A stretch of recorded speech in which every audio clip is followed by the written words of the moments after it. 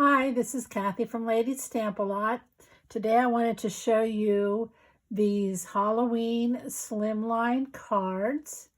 They are made using the Banner Year stamp set. This is a photopolymer stamp set that's available in the August to December 2020 mini catalog.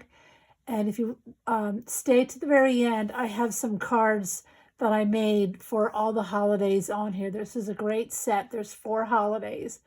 So you have Halloween, Thanksgiving, Christmas, and Valentine's. So it's a very, very versatile set. And then the paper that I used for this is Magic in This Night from the same mini. But of course you could make this card with any paper. And it starts with an 8 by 9 inch piece of cardstock scored in half. So this is your 8, and then I scored it in half at 4, and of course this is 9. And there's different measurements for slimline cards, but I found that this size fits perfectly in a business-sized envelope, so it won't require any special postage unless it gets too heavy or too thick. So again, it starts with an 8 by 9, scored in half at 4. Now on these cards, the first ones that I made, I cut the designer series paper at 3 1/4 by 8 1/4. And after I did that, I thought, well, gosh, the paper is 12 by 12. I could save a little bit if I cut the designer paper at 3 inches. So then I could get 4 across the sheet. So that's what I'm going to do on the card that we're making today. All these measurements and both sets of measurements and supplies will be on my blog, which should be linked to this video in the description. Okay, so for this card, I already have the 8 by 9 sheet scored in half. And this is pumpkin pie. It's not really one of the colors in the designer series paper pack, but I think it's just a good traditional color to use for Halloween with the black paper. So again, this piece of paper is 3 by 8. And then the black mat is 3 1/4 by 8 1/4. And that gives a nice even border all around. So I'm going to start by attaching that. And when I try to get an even border around like that, I like to use my liquid glue. It allows me to slide it in place better than just the tape runner. So I'm going to go ahead and put that down. And like I said, make sure that that black is even as the best that we can get all around. Just makes a nice little visually pleasing. Okay, if you only had 6 inch paper, because this is 8, you could always piece it because this piece is going to cover it up. So you could actually do it with 6 inch paper, and I was going to do that, but I didn't. Okay, so then I'm going to glue this piece to the card front the same way with the liquid glue so that I can get it even on there. Now again, I like even. If you wanted to do it cockeyed, you could. That's your option, but I'm trying to get this even all around. It's a little bit hard to see with the camera in my head, but okay, there we go. Really easy card to make. And these slimline cards I was hesitant to make, but we did one for a team swap, and so I really like them now. Okay, so this strip is 1 1/4 by 4, and this is 1 1/2 by 4. On my original card, I made it a little bit wider, but because I made this narrower, then I decided to make this a little bit narrower. So I'm going to put the glue on this again. And this time it's only going to be top to bottom, a border, because it's going flush to the sides. Okay, now on my other cards, I used this really pretty glittery ribbon that's in the annual catalog. I thought it might get lost on this black paper. So what I did was I took the, let's see what this is called, crinkled seam binding ribbon, and it comes in white. But what I did was I colored it with my blend. So let me just show you really quickly how I did that. I'm just going to bring a piece of the cardstock, and I just take the ribbon,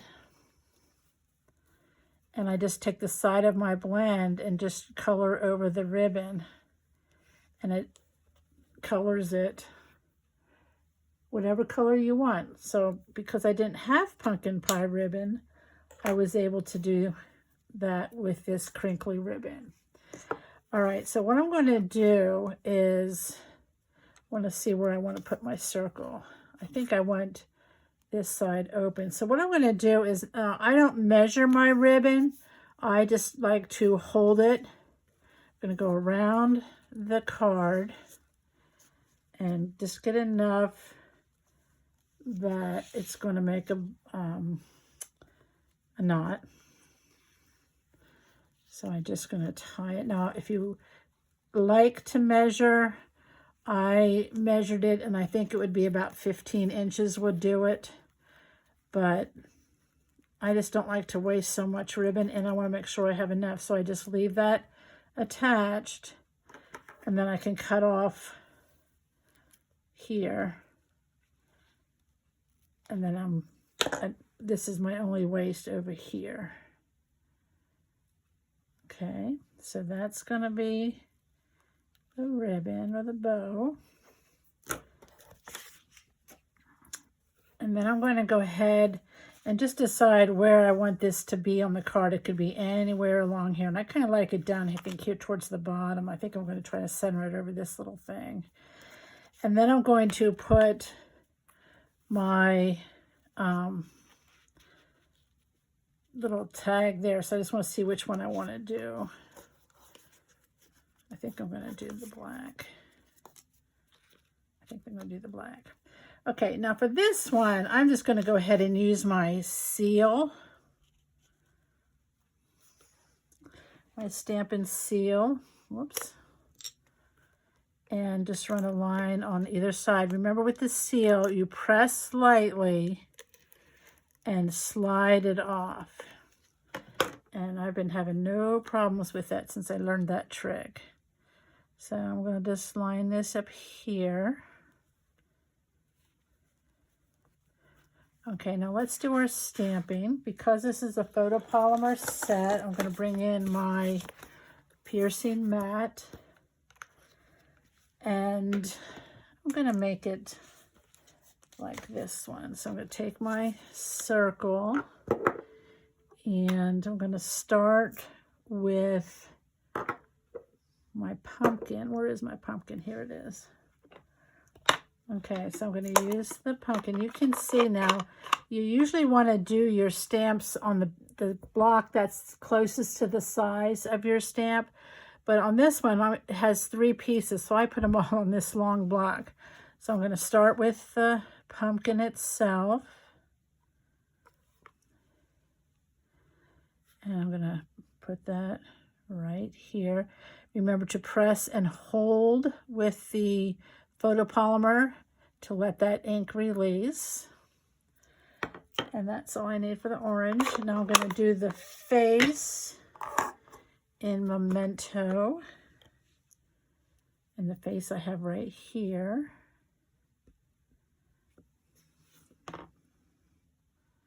I'm going to put a little smile on the jack-o'-lantern.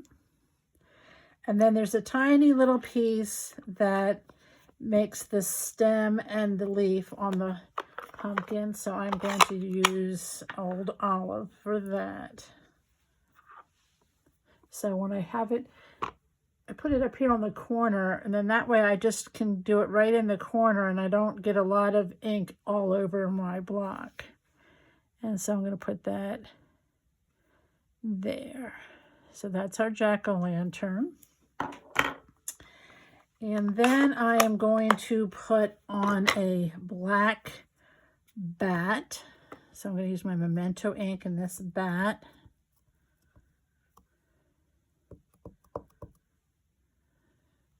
He looks kind of too juicy. Let me just test him on a piece here. Oh, he's good. Okay. Like that. All right, so I'm going to put this the bat up here. Hold, let it release. Okay, now I usually like to wash these off, but I'm going to save time and leave them go. Now for the spider web, I found that the black was a bit much to have the black bat and the black spider web. So I ink up my spider web, and then I'm going to stamp off, and then just put this here, stamp off the side of the card, and it gets it more like spiderweb really looks. And I'm just doing it in these white spaces. And I don't know if I left enough room for my boo. Probably should have done boo first. Here's the boo.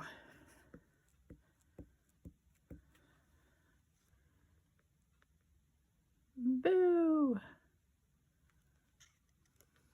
Okay, that'll have to do. So you can do whatever you want. You can see some of them I said happy haunting. I just did this one. Now, what did I say? Am I going to do the black or the orange? I think, oh, it's hard to decide. I might do the orange.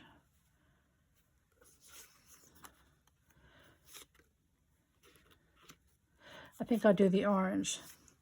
So I'm going to just put some snail.